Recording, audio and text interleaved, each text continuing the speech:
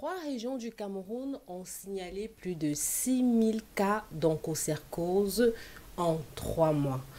Vous l'avez compris, cette semaine, nous allons nous intéresser à cette pathologie. Comme à l'accoutumée, nous recevons sur ce plateau nos 2 spécialistes, nos 2 invités qui répondront à toutes vos questions liées à la thématique de cette semaine. Alors, qu'est-ce que c'est que l'onchocercose?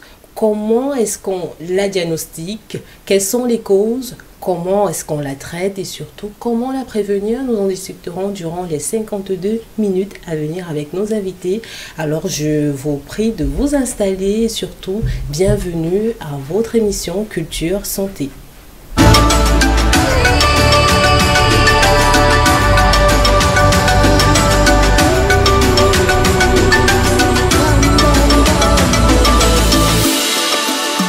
C'est toujours un réel plaisir de vous retrouver dans le cadre de votre émission Culture Santé. Vous connaissez le principe, chaque semaine nous choisissons une thématique et nous édifions les téléspectateurs et nous également dans ce studio sur la thématique de la semaine. Et cette semaine, nous avons choisi de nous intéresser à l'onchocercose. Cette semaine, nous recevons sur ce plateau le docteur Maïwego qui est ophtalmologue, chef service à l'hôpital La Quintini de Douala. Bonjour docteur. Bonjour Claudia, merci pour votre invitation.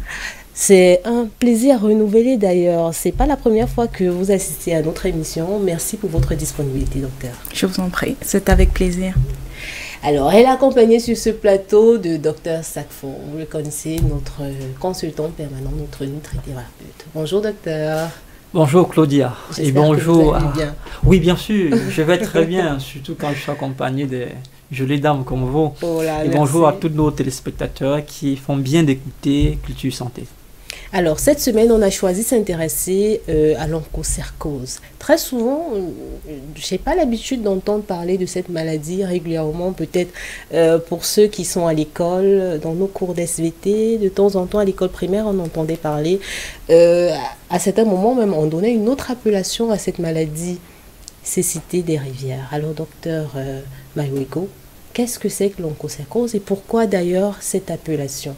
Ça va nous permettre de faire encore quelques révisions, bien sûr. Déjà, merci pour cette opportunité que vous nous donnez justement de parler de cette maladie rare. Bonjour à tous les téléspectateurs qui nous regardent. L'onchocercose, comme vous le dites, on n'en parle pas beaucoup.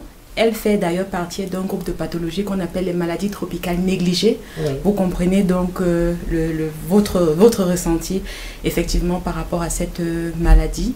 Déjà, l'onchocercose, qui est également appelée cécité des rivières, c'est une maladie de la peau et des yeux qui est due à un ver parasitaire qu'on appelle Onchocerca volvulus, c'est son nom scientifique.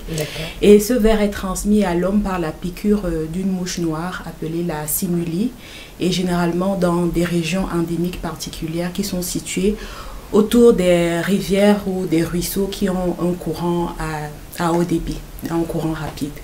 Donc c'est une maladie qui se retrouve endémique dans des zones très très reculées par rapport à nos zones urbaines, dans les forêts ou dans la savane.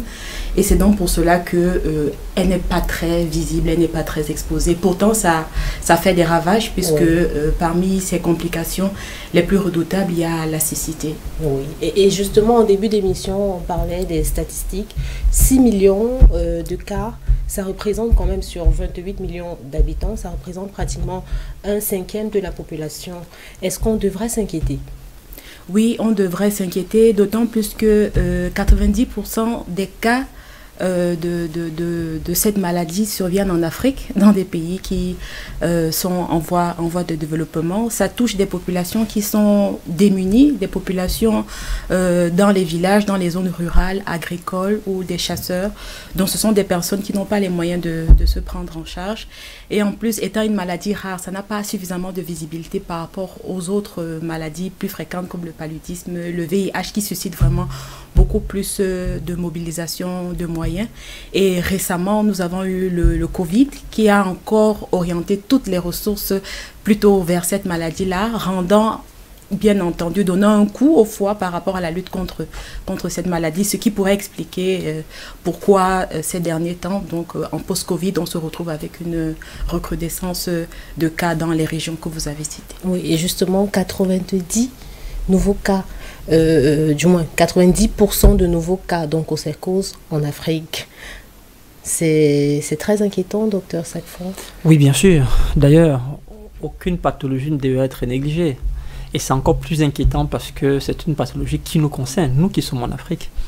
Et considérée comme maladie rare ou pathologie négligée, c'est dit que les études à l'échelle mondiale ne sont pas très poussées à ce niveau parce que c'est une maladie qui concerne spécialement les zones dites pauvres.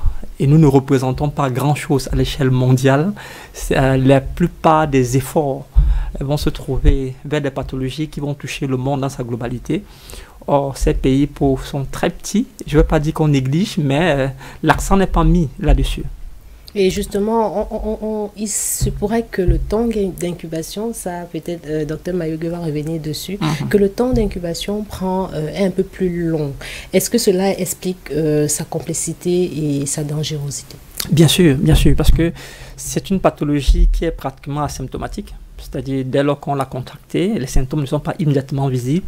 Ce n'est que lorsque la maladie a déjà atteint sa phase de menace qu'on constate. Donc c'est pourquoi d'ailleurs la recrudescence est très élevée, parce que là, prévenir est un peu difficile. Oui. On ne constate qu'on est victime de la maladie que lorsqu'on vit déjà la maladie. Ça peut expliquer le fait que ça soit difficile à constater. Et tout à l'heure, quand on viendra dans les préventions, ça fait partie des maladies qu'il est mieux de prévenir, parce qu'une fois on souffre de cette maladie, il est bien difficile de s'en débarrasser pour un pays assez pauvre. Pour les pays assez pauvres qui très souvent sont victimes de ces pathologies-là. Et comme généralement nous sommes le berceau de l'humanité, nous recevons plein de touristes. Est-ce qu'ils devraient justement éviter les zones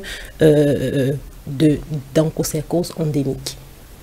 Bon, ce serait la double peine parce que vous êtes, à travers votre question, en train de signaler que l'onchocercose peut porter un coup au tourisme dans notre pays, ce qui serait dommage puisque certaines de ces populations-là vivent justement des produits du tourisme.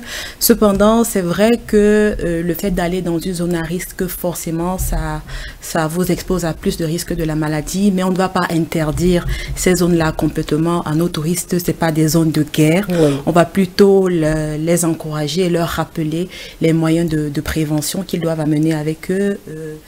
Dormir sur des moustiquaires, porter des vêtements à longue manche pour se recouvrir tout le corps, utiliser des anti-insectes, des répulsivants, des solutions répulsivantes pour les insectes ou pour les moustiques pour éviter donc d'attraper cette maladie. En tout cas, on aura l'occasion de revenir dessus. On va marquer une courte pause pour savoir comment on devrait reconnaître un cas d'onchocercose. Quels sont les symptômes, comment ça se manifeste? C'est juste derrière.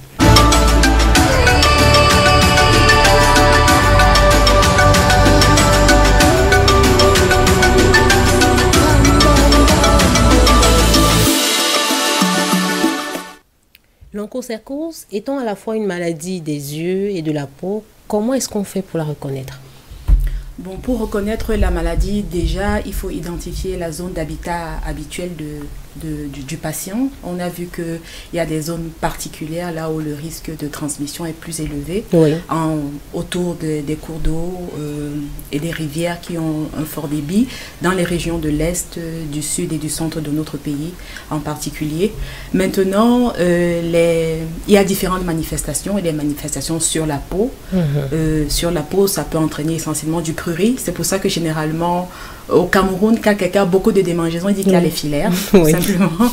Donc, ça entraîne un prurit intense, chronique. Ça entraîne des altérations au niveau de la coloration de la peau qui peut être soit trop foncée, soit commencer à se dépigmenter, donner une forme de vitiligo qui est liée à l'onchocercose. Ça entraîne également des cicatrices, parfois disgracieuses sur la peau. Au niveau des yeux, lorsque les microfilaires, dont les bébés filaires, se diffusent dans les tissus oculaires, ils entraînent beaucoup d'inflammation qui peut se manifester par ce qu'on appelle une kératite. La kératite, c'est l'inflammation de la cornée. Malheureusement, la kératite peut faire à la cornée perdre sa transparence et entraîner donc la cécité. Ça peut entraîner une inflammation à l'intérieur de l'œil qu'on va reconnaître en examinant l'iris, qui va lui donner quelques petits nodules. Et une autre manifestation assez sévère de l'onchocercose, c'est l'inflammation de la rétine. Ça donne La rétine, c'est la pellicule photo de l'œil. C'est là-dessus que les images se forment lorsque nous regardons. Oui. Donc, lorsque les microfilaires arrivent là-bas, ça entraîne également une inflammation qui va modifier la structure de la rétine. C'est ce qu'on appelle une choriorétinite. Ça peut également faire perdre la vision. Et puis, la maladie peut aussi toucher le nerf optique. Une fois de plus, entraîner la perte de la vision. Donc, la perte de la vision dans l'onchocercose, qui porte dans son nom de cécité de rivière, c'est à plusieurs niveaux parce que ça peut rendre aveugle en touchant différents tissus de l'œil. Oui. Autre manifestation, on a ce qu'on appelle des ganglions, en particulier au niveau du haut des cuisses. On a des ganglions et aussi des nodules cutanés. Les nodules, ce sont des petites boules sous-cutanées. Ce sont des zones où les filaires adultes se sont accumulés. Ça fait donc des nodules qu'on peut palper sous la peau. Voilà les principales manifestations de l'onchocercose. Et en dehors de la cécité, y a-t-il d'autres complications liées à cette maladie? Bon, les autres complications, c'est au niveau cutané. La dépigmentation de la peau, ça peut donner du vitiligo. Vous connaissez le fait d'être noir et d'être blanc à certaines parties du corps. Ça donne des cicatrices disgracieuses sur la peau. Ça peut aussi donner des complications neurologiques. On a vu des cas d'épilepsie, des cas de neuropathie en rapport avec cette maladie-là. Oui, on a pu, en écoutant Dr Mayogan, se rendre compte qu'il y a quand même des conséquences psychologiques, vu qu'à ce moment-là, l'esthétique du corps, du moins l'esthétique, des dégâts esthétiques sont clairement visibles, Dr Sakfon. À ce moment, comment est-ce qu'on peut encadrer ça? Comment est-ce qu'on peut gérer les personnes qui sont victimes de cette maladie? Il faut dire que, étant donné que les yeux sont pratiquement à la porte du corps, déjà perdre la vue, c'est déjà quelque chose d'assez grave. C'est clair que, et en plus que cette perte est définitive, pratiquement irréversible, l'accompagnement doit aussi être psychologique, parce qu'il faudra amener la personne à accepter la pathologie et à se rendre compte que perdre la vue, c'est grave, mais ce n'est pas fatal, puisque la vie y demeure. Il faut donc essayer de vivre avec, en essayant de s'adapter aux nouvelles conditions. L'accompagnement doit être psychologique, l'accompagnement doit être social, l'accompagnement également doit être individuel. Il y a une réadaptation de la personne qui arrive à cette étape pour pouvoir s'accommoder de nouveau avec son environnement, mais aussi la famille. Et sur le côté clinique, les psychologues également devraient accompagner ce genre de patients afin qu'ils se rendent compte que c'est pas fini, tout peut encore être fait. Si et seulement si on accepte la pathologie et si on décide d'aller de l'avant. Oui. Et là, j'aimerais qu'on revienne un peu sur le diagnostic de cette maladie. Comment ça s'effectue généralement? On ressent des démangeaisons, on a une perte progressive de la vue, on se rend à l'hôpital. Comment on arrive à diagnostiquer qu'effectivement nous souffrons d'onchocercose? Bien, le diagnostic est d'abord clinique. À travers l'interrogatoire, on recherche les facteurs de risque, dont la zone d'habitat de la personne. À travers l'examen ophtalmologique en particulier va permettre de retrouver certains signes spécifiques de l'atteinte oculaire de l'onchocercose. L'examen général aussi va rechercher tous les autres signes que nous avons cités tout à l'heure sur le plan cutané, la recherche des nodules, de la dépigmentation, du prurite ou bien des lésions de grattage dues au fait du prurite intense. Et puis le diagnostic est également paraclinique.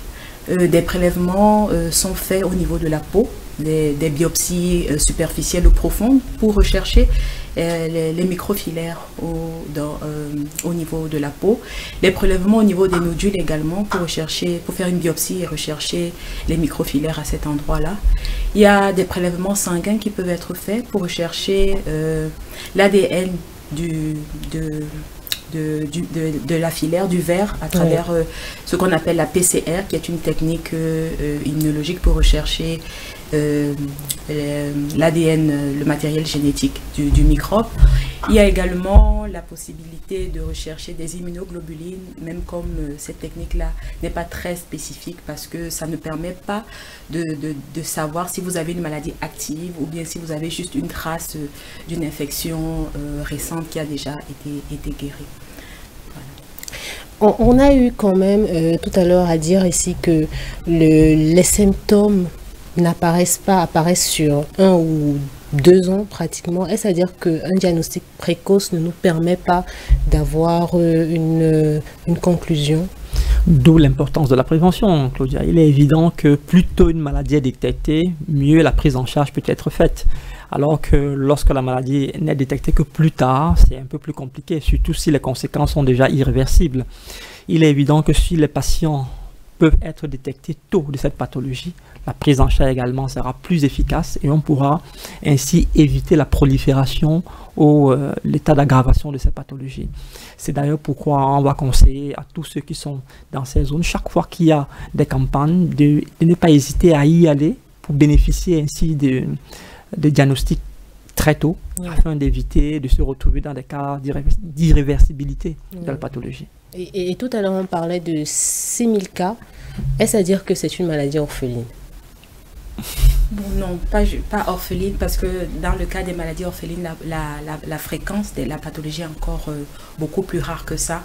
Non, ce n'est pas une maladie orpheline. Je pense que le ministère de la Santé a défini un terme pour ce groupe de pathologies, là, les maladies tropicales négligées, parce qu'on les trouve dans le contexte tropical, et négligées tout simplement parce que ça cible une certaine population qui n'est pas visible, qui est difficile d'accès, qui n'a pas les moyens pour se prendre en charge, qui réside dans les endroits où les structures sanitaires aussi ne sont pas très développées. Et c'est d'ailleurs la raison pour laquelle il y a tout un programme au ministère de la Santé pour la lutte contre l'onchocercose, parce que justement les difficultés liées à notre contexte de cette maladie-là font qu'il faut mettre un regard particulier dessus, un accent particulier dessus pour que cette population de Camerounais ait les soins dont ils ont besoin, qui sont vraiment liés à leurs conditions. Il faut noter que l'une des particularités de cette maladie, ce qui fait même la difficulté de sa prise en charge, c'est que le parasite existe sous deux formes dans le corps humain chez la personne qui est infestée. La forme adulte, les vers adultes peuvent vivre entre 10 et 15 ans dans le corps humain. C'est une cohabitation qui dure longtemps, très longtemps. Et maintenant, les microfilaires sont ceux qui sont prélevés par la mouche lorsqu'elle pique la personne infestée et qui servent donc à la transmission d'une personne à une autre. Vous devez comprendre que tant que les vers adultes sont là, ils vont donc continuer à produire des microfilaires qui vont donc servir à la distribution de la maladie à travers le vecteur dans une certaine population. Et vous avez certainement prévu des questions sur le traitement. Justement, on va marquer une courte pause et revenir juste derrière pour parler de la prise en charge de l'onchocercose.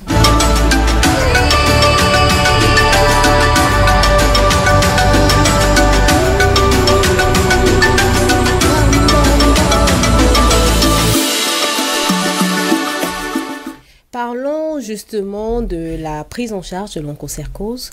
On distingue le traitement individuel et l'administration de masse de médicaments. Pourriez-vous nous en dire plus? Alors, le traitement individuel, c'est que je suis malade, je vais à la consultation et puis on pose le diagnostic d'onchocercose, on me prescrit mon médicament, je le prends. Le traitement de masse, c'est qu'on a identifié une population où le risque d'onchocercose est très élevé.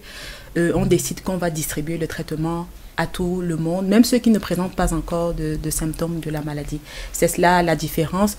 Le traitement qui est l'administration de masse de médicaments, c'est une méthode non seulement de thérapeutique, mais aussi préventive, puisqu'il faut tuer les vers adultes pour qu'ils arrêtent de produire des microfilaires qui vont permettre la distribution à travers la population. Et sachant que on peut porter des vers adultes sans manifester la maladie, c'est pour cela donc quand on arrive pour un traitement de masse, il est distribué à tous les adultes dans la population. Et justement, vu qu'elle touche très souvent une population rurale et que la prise en charge peut se faire sur du long terme, est-ce que c'est pas assez coûteux au final pour ces populations-là? Alors, Dieu merci, il y a une ONG, parce que le traitement pour la prise en charge de l'onchocercose, c'est l'ivermectine. On donne un comprimé tous les 6 mois ou un comprimé par an. C'est par rapport au cycle de vie des vers adultes.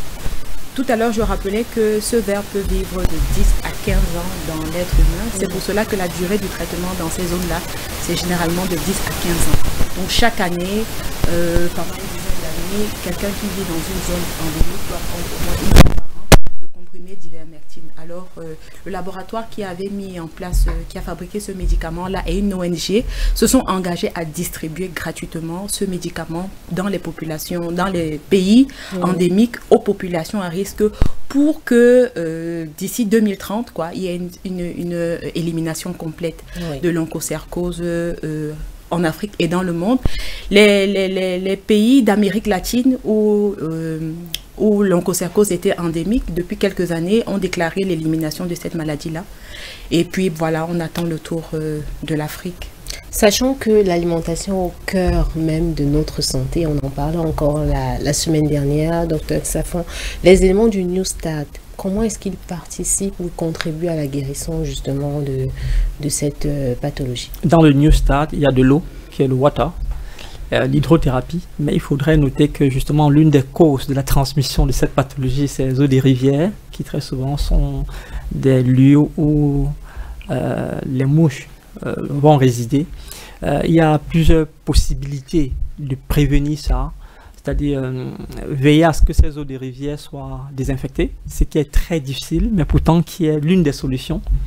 Ça, c'est sur les causes environnementales, mais il faudrait également que l'une des causes, c'est l'alimentation. Cette fois-là, pas alimentation de manière directe, mais c'est des alicaments. Il y a dans l'alimentation une catégorie d'aliments qu'on va appeler alicaments, c'est-à-dire c'est des aliments qui ont la capacité en eux-mêmes d'être des remèdes, pour m'exprimer de manière simple, parmi lesquels l'ail, qui est l'un des alicaments les plus utilisés pour empêcher l'évolution de ces bactéries-là.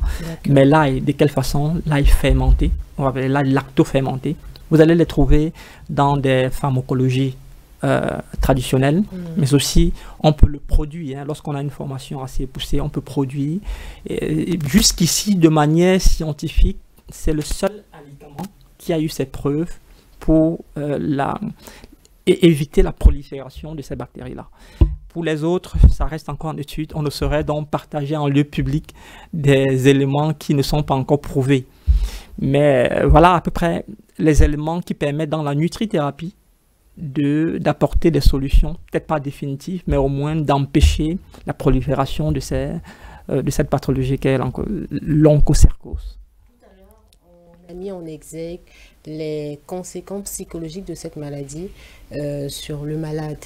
Est-ce que ça justifierait la prise en charge psychologique également par les psychologues? Oui, bien sûr. Il est évident que si on avait un psychologue sur le plateau, il dirait que toute pathologie devrait être prise en charge également par un psychologue, parce qu'il faudrait noter que les pathologies ont un impact émotionnel, surtout lorsque la prise en charge n'est pas prise de manière globale. C'est d'ailleurs pourquoi de plus en plus on va parler d'une santé holistique, qui ne tient pas compte que de la pathologie, mais aussi de tous les autres éléments qui vont participer à affecter le patient. Étant donné encore que cette pathologie a une particularité, c'est qu'elle va affecter physiologiquement la personne, d'où la cécité, sur le plan esthétique, surtout chez les femmes, quand on sait que la beauté est très importante pour elles, et savoir que sa peau désormais ne peut pas être bien vue par ceux qui l'observent. Un psychologue aiderait fortement ceux qui en souffrent à pouvoir accepter cela et à continuer à vivre dans la société comme étant une personne entière, bien que étant affectée. La psychologie est très importante pour l'accompagnement de tels patients. Et justement, en parlant d'un accompagnement psychologique, Dr Maiwego, est-ce qu'elle est effectivement dans nos hôpitaux actuellement? Alors, l'accompagnement psychologique des patients, d'une manière générale, oui. Mais l'accompagnement psychologique des patients atteints de cécité, des rivières ou de l'onchocercose, bon, on va comprendre que c'est un peu difficile, parce qu'il faut se remettre dans le contexte de ces populations.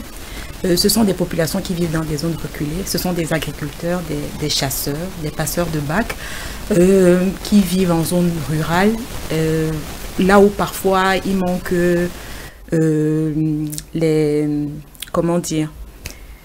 là où parfois il manque les structures sanitaires de base, ou bien elles sont éloignées ou difficilement accessibles pour ces populations-là. Donc l'accompagnement psychologique peut être regardé comme un luxe, franchement, même si on reconnaît que c'est absolument essentiel, que ce soit pour eux ou bien pour toutes les pathologies chroniques en général. Ça peut être regardé comme un luxe, Mais heureusement, le docteur en a parlé tout à l'heure, l'accompagnement psychologique ne s'arrête pas seulement aux professionnels de santé. La famille a su se substituer, ou bien la sphère, la société, le village a su se substituer à sa façon à ces professionnels-là. Et heureusement, les familles s'entraident et s'accompagnent par rapport à cette pathologie. Mais c'est vraiment difficile. Je voudrais, à la suite du docteur, ajouter que d'où l'importance de la vie en société au niveau de l'Afrique. Hein, d'où l'importance de saluer la structure même familiale de l'Afrique. C'est un peu plus difficile de l'autre côté parce qu'on va t'envoyer en maison de retraite et tout le reste. En Afrique encore, on a la possibilité d'être assez proche et de savoir que j'ai le devoir de soutenir la personne qui est malade. C'est pourquoi d'ailleurs, qu'importe la modernité que nous pouvons connaître, qu'importe la prise en charge, quand bien même les structures médicales seront assez développées, que la famille se rende compte et prenne à cœur sa responsabilité qu'est de prendre soin de ceux qui en leur sein sont souffrants. En tout cas, on va marquer une courte pause et revenir juste derrière pour parler vraiment de ce qui est essentiel, la prévention. Comment prévenir cette maladie. C'est juste derrière.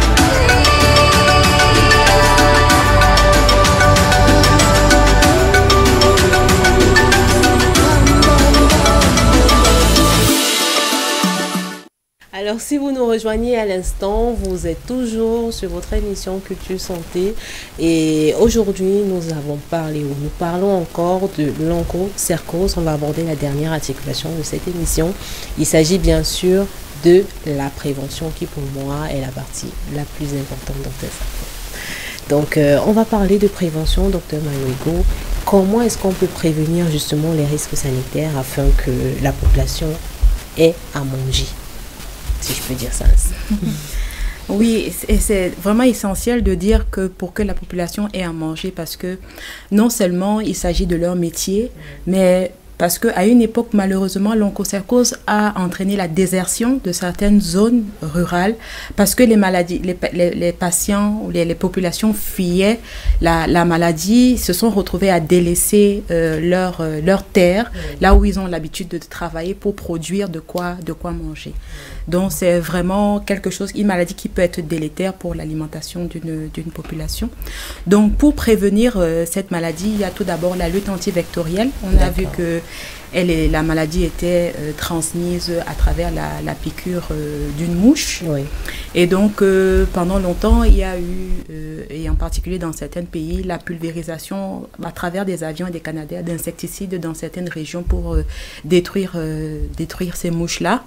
On recommande également la distribution, et c'est ce qui est fait, la distribution de moustiquaires imprégnés. C'est pas seulement pour lutter contre le paludisme. On a l'habitude d'entendre parler de cette mesure-là dans la lutte contre le paludisme, mais c'est pour la lutte antivectorielle d'une manière générale. Toutes les maladies parasitaires qui sont transmises par des moustiques ou par des mouches, l'intérêt d'avoir une moustiquaire imprégnée, et on insiste vraiment encore là-dessus parce que c'est une méthode préventive qui marche et que généralement la distribution se fait gratuitement au niveau des districts de santé. Et puis, il y a la distribution de médicaments de masse.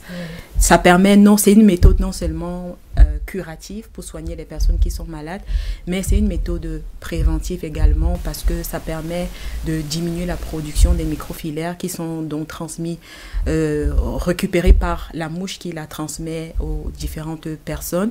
Et puis maintenant, à titre individuel, on recommande à chacun qui va dans une zone ou bien qui vit dans une zone endémique à porter des vêtements à longue manche, à utiliser des lotions ou des sprays pour repulser et chasser les insectes, les mouches, les moustiques. Et justement, le fait que les victimes aient des microfilaires et qu'il y a risque de transmission, est-ce que ça représente des risques pour le personnel médico-sanitaire ou paramédical?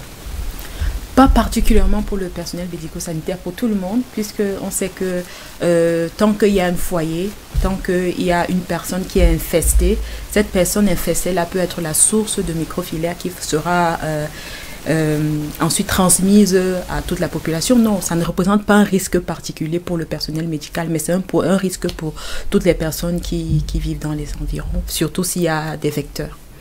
Justement, on va revenir, docteur Sacfon. L'eau des rivières est source de renforcement justement du corps, et les terres humides sont une richesse environnementale. Est-ce une contradiction avec le risque de contracter l'onchocercose? Pas forcément une contradiction. Il faudrait noter que c'est une bénédiction pour un village d'avoir une source d'eau.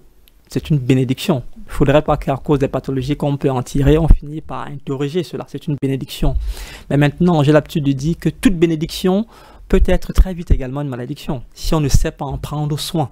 Donc le cours d'eau, certes, est un moyen, un vecteur énorme, mais aussi, il faudrait donc que les communautés villageoises se rendent compte que, puisque le lieu là peut être une source d'infection, ils devraient donc en prendre soin, afin que ces cours d'eau ne soient pas pour eux plutôt un lieu où ils vont trouver des maladies. Je rappelle que dans des villages, le cours d'eau est le lieu de rassemblement. C'est le lieu où on va venir se laver les habits et tout le reste. Il ne faudrait donc pas, et je vais profiter pour donner un conseil, si finalement votre média peut arriver jusqu'à ce niveau, qu'ils évitent, je n'ai pas envie de dire que c'est une maladie de la saleté, mais qu'ils évitent à en faire de ces cours d'eau les lieux où ils vont déverser leurs déchets. Qu'ils évitent fortement cela, parce que ces déchets putréfactés peuvent devenir des foyers de transmission de ces pathologies. Maintenant, si on sait donc prendre soin de la bénédiction que nous avons, il est évident qu'on pourra en jouir. Donc, pour prévention, que les cours d'eau soient les lieux où les chefs du village, les chefs de quartier, les communautés prennent soin, soit en désinfectant, soit en veillant, soit par des moyens qu'ils savent mieux désherber cela, pour que, je rappelle que c'est également les lieux où ces insectes vont se multiplier quand c'est très humide. Veiller à ce que le soleil, qui est également un très bon antibactérien, puisse arriver, surtout en saison sèche, et désherber cela parfaitement. Voilà des petites techniques de prévention qui peuvent, et de manière individuelle maintenant, avoir des répulsions. Je sais qu'il y a dans des coins reculés, et moi qui suis cultivateur, lorsque je vais au champ, je sais que j'ai des plantes que lorsque je vais les oindre, ils vont repousser les insectes. Il y en a ces plantes-là dans les villages. Moi, j'en utilise dans mon champ, et je crois que... Vous pouvez partager un peu votre secret avec nos téléspectateurs, hein, docteur Sacfon. Bon, je vais leur donner le conseil de... Je vais prendre l'exemple d'une plante. Hein. Vous allez prendre par exemple les feuilles de citron. Okay. Lorsque vous les faites frotter sur le corps, sur toutes les parties ouvertes, parce que même quand bien même on a recouvert le corps, il y a toujours des parties comme les gants, les pieds, le visage. Si vous faites frotter les feuilles de citron sur ces parties-là, c'est répulsif. C'est vrai que c'est pour un temps. Il y a également une autre plante qui est efficace pour la répulsion, ce qu'on va appeler chez nous le fipangras. C'est le nom qu'on va donner à ça. Le fipangras, lorsque vous le brûlez, lorsqu'ils sont séchés et lorsque vous avez mis le feu, ils sont répulsifs pour certains insectes, notamment le moustique et également ces mouches-là, la mouche noire. Oui. Ça, c'est des méthodes palliatives. Mais ça, c'est environnemental et palliatif. De manière personnelle, maintenant, je vais citer ici Hippocrate qui disait bien à la fin de ses jours que le microbe n'est rien, le terrain est tout. Et dans le cas de l'insecticide, le terrain, c'est l'humain. Veiller à renforcer son système immunitaire. Veiller à le renforcer. Cette fois-là, en prenant des probiotiques et des prébiotiques qui peuvent freiner la prolifération de ces bactéries quand on les a eues. Et lorsqu'on les a freinées, on peut mieux en prendre soin. Docteur Mayugo, vous avez un message adressé à ces populations rurales-là? Bon, leur souhaiter beaucoup de courage parce que c'est une maladie vicieuse. C'est une maladie vicieuse. C'est dans leur milieu d'habitat, c'est dans leur milieu de travail. C'est là qu'ils vont gagner leur pain quotidien. Et malheureusement, beaucoup vont s'infecter en allant justement au travail, en allant gagner leur pain. Donc, beaucoup d'encouragement et surtout leur recommander le respect des méthodes de prévention qui sont identifiées et qui marchent, la propreté aux abords des cours d'eau, l'utilisation de la moustiquaire imprégnée. Des études ont montré que ces moustiquaires, lorsqu'ils sont distribués, beaucoup les utilisent à d'autres fins. Certains les utilisent pour la pêche, alors que c'est pour se protéger, des maladies dont vraiment leur recommander encore l'usage adéquat des moustiquaires imprégnés. Ça fait vraiment une grande différence pour la protection contre cette maladie. Quant à nous, l'équipe de Culture Santé, on va simplement vous recommander de suivre les recommandations de nos spécialistes sur ce plateau. Ça allait très vite. Hein. Nous sommes déjà à la fin de cette émission. Merci à vous, Dr Mariko, pour votre disponibilité. J'espère vous recevoir bientôt. Hein. Avec plaisir. D'accord. Alors, Dr Safon, merci pour votre présence. On se donne rendez-vous la semaine prochaine. S'il plaît, adieu. Mercredi. Bien sûr. Quelle heure? 21h. D'accord. Merci à l'équipe de production et à la direction générale de DBS TV. Merci à l'hôpital Akintini, qui est le partenaire technique de cette émission. Et merci surtout à vous, chers téléspectateurs de Culture Santé. On espère qu'on a pu vous édifier durant cette émission sur l'onchocercose. On se donne rendez-vous la semaine prochaine, mercredi, 21h. N'oubliez pas les rediffusions. Et surtout, avant de partir, prenez soin de vous et n'oubliez pas, la santé publique, la santé de tous, passe par chacun d'entre nous et nous concerne tous. Au revoir.